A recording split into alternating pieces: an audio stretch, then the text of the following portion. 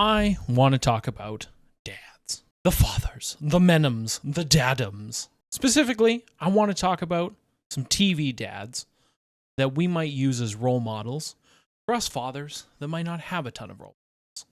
Characters and connections to them are a staple in the human psyche. From the time we could tell each other stories and cast shadow puppets on cave walls, we have sought to see ourselves in the scripted characters portrayed to us. Now, I'm not saying I'm exactly like Homer Simpson, but I can recognize my love for food and all things leisure over work. Homer! Homer's what grown-ups call me. Call me Daddy. Homer! Daddy. Homer! Daddy. Dad. Yes? Domer. Why, you little... As a father who lacks a lot of real-world connections to father figures, I seek out role models in media to help set a sort of benchmark that I can strive towards.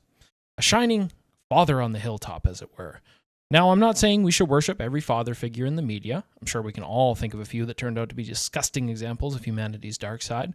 However, taking to a time to appreciate some of the underrated TV dads is healthy. Might even give us insight into how we ourselves parent. Behind every tale of fiction is a seed of truth that we can use to create a story. Taking things from fiction and applying them to the real world can be helpful, so long as we actually understand them. The first dad I want to talk about is Red Foreman, particularly the Red from that 70s show.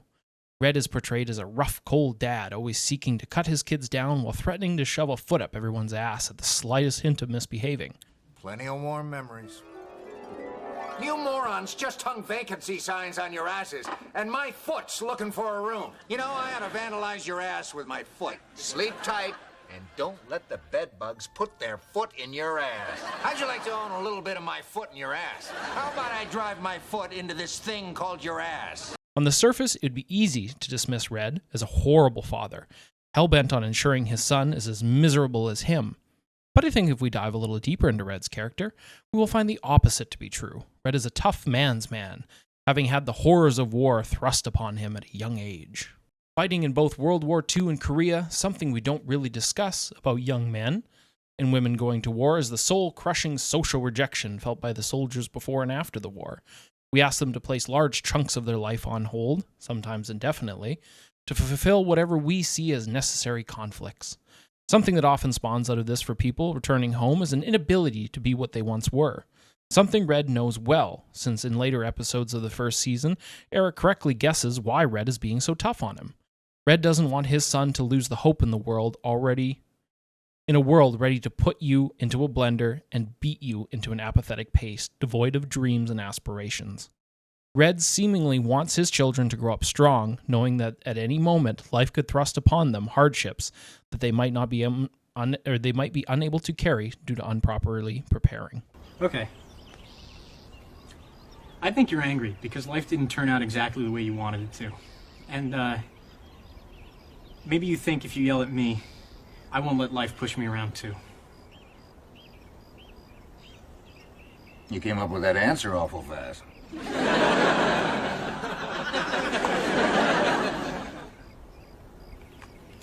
Well,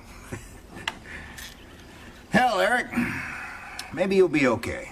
Red, knowing that the social and familiar rejection are almost always inevitable, he seeks to ensure his children are as self-sufficient in a way that doesn't require Red to step in and solve their problems, but rather has Red act as a sort of compass when their own is busted. This shows more for Eric than it does for his sister Lori. Although Lori is an adult when the show takes place, thus oversees steering her own life, Red and Kitty seem to take the she's an adult and it's her decisions with a dash of daddy's girl mixed in. That, however, is something for another video entirely. Obviously, I can't say for certain, but there are schools of thought that you can inoculate your kids to social rejection that they might face by being tough, cold, and emotionally distant, especially popular with those who've suffered a lot at the hands of others. We build walls and teach our kids to build walls as a way of ensuring that when the enemy is at the gate, we haven't just spent all our time building Star Wars Lego. There is one person in which Red is the opposite of his cold, tough, emotionally distant self.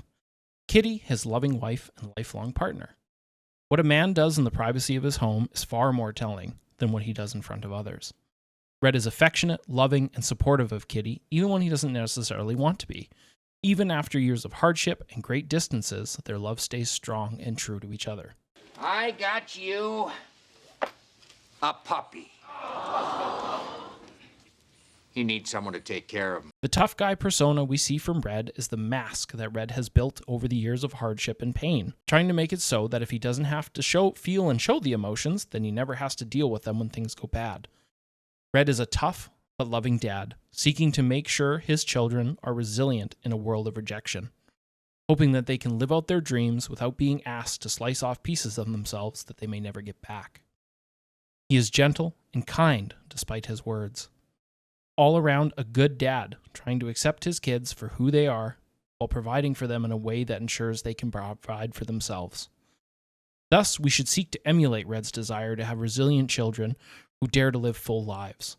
But I think doing so in a more openly emotional way is far superior to Red's cold, tough wall approach.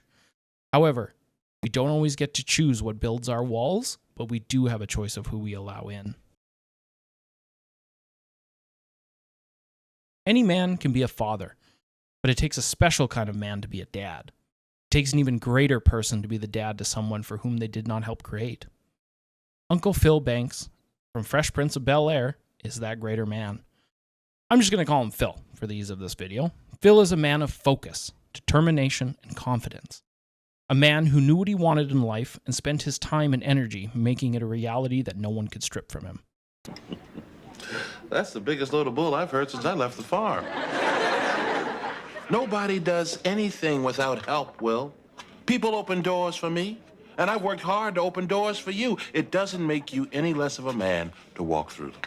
You don't talk to my wife like that. Now, wait a minute, buddy. Who the hell do you think you're talking? Who the hell do you think you're talking to? Those are my partner's son and nephew. Partner? Legal partner. And I've got a few questions for you. When you got this alleged confession from these two young men, did they have a lawyer present? No, because I'm their lawyer. Did you notify their parents? No, because we're their parents. So, officer, don't tell us to wait, and don't tell us to sit down. Just open that damn cell and let those two boys out of there, or I'm going to tie this place up with so much litigation that your grandchildren are going to need lawyers. We can see this clearly in the real-world success in both his family and career. A man with a loving wife, extraordinary home, and kids clearly raised by someone whose love and affection reflect clearly from deep within them. If you have never seen The Fresh Prince of Bel-Air, I highly recommend you do. Not the cringy New Age version of where they tried to make it some cringe art piece, but the original. In it, Will is having troubles at home and socially, all while his mom is trying to be the sole provider to a teenage boy. Will is sent to live with his Uncle Phil in the hopes of molding the young lad into someone with the same determination and grit as his Uncle Phil. Phil is a man who didn't shy away from conflict, especially interpersonal conflict, which made raising Will all the more complicated. Will is incredibly free-spirited, seeking to add his never-ending whimsy to everything he does. Will and Phil come to blows many times throughout the show. The show's formula is simple in that way. Will would do something silly, and Phil would be like, "No, that's not serious enough for real world." Another unrecognized trait in the real world is the ability to engage in interpersonal conflict in a way that doesn't degrade people's love for one another. Phil's character was a shining example of this, and is something more parents need to address about themselves. Will and him came to blows a lot in the show, but his character never let go of the love he had for Will. In Season 4, Episode 24, Will tells Phil that he isn't his real dad and he should stop trying to be. This, of course, being after Will's real dad enters the picture again. Kids always want the father who helped create them to be their dads. It's an emotional connection created at the beginning of our lives. The person who gave me life must want to love me in the way that I need. For most step-parents, and yes, I'll call Phil a step-parent, and yes, Phil rises to the level of step-parent, this is all too common. Real parents enter the scene, and the step-parent is tossed aside like a toy being played with only because the real toy we wanted to play with was being played with somebody else. While Phil is obviously upset by this, later in the episode, Will comes to realize that our dads aren't the ones that gave us life, but rather the men who decided to stand with us in our journey, to love us for what we are and aren't, to support us, even if it means giving up aspects of ourselves to do so. The episode ends with Will asking, "How come he don't want me?" To which Phil quickly embraces Will, signaling that he is enough and that he will always love him.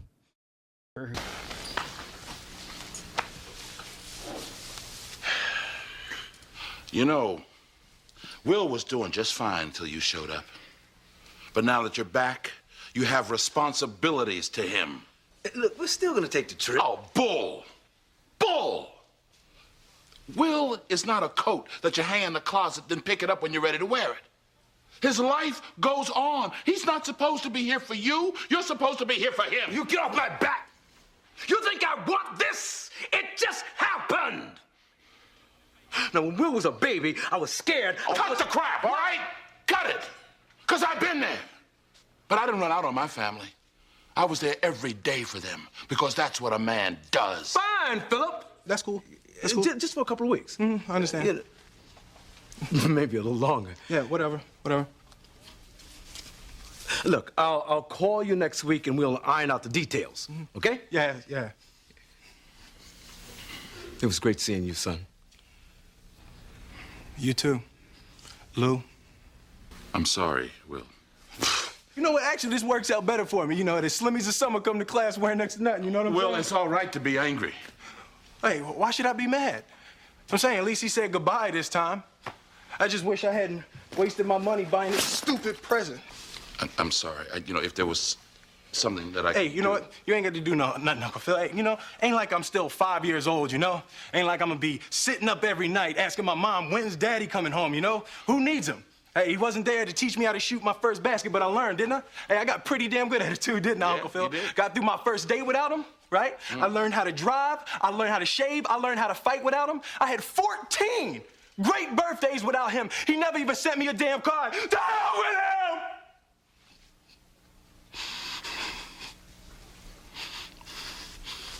I ain't need him then and I don't need him now. Will. Now, you know what, Uncle Phil? I'm gonna get through college without him. I'm gonna get a great job without him. I'm gonna marry me a beautiful honey, and I'm gonna have me a whole bunch of kids. I'm gonna be a better father than he ever was. And I sure as hell don't need him for that, because ain't a damn thing he could ever teach me about how to love my kids.